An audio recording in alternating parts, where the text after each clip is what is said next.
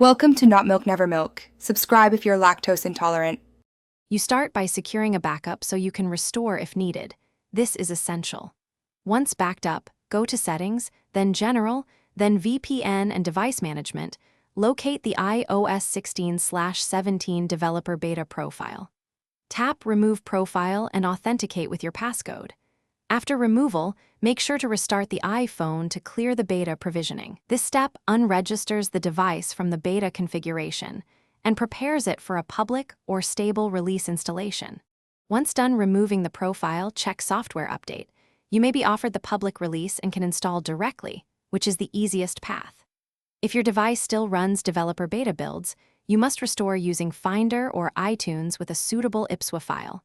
Download the matching public IPSWA for your model, connect the iPhone to the computer, place it into recovery or DFU mode, and choose Restore.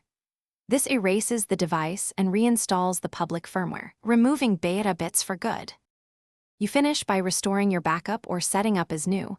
Make sure the About page shows the public build number. Then reinstall apps and confirm data integrity, because restoring can surface missing items you want to resync. If things go wrong, try a DFU restore next. This is more thorough than recovery mode and often fixes boot loops. If DFU fails, use a different USB cable, alternate USB port, or another computer. These hardware issues are common culprits and usually resolve the problem.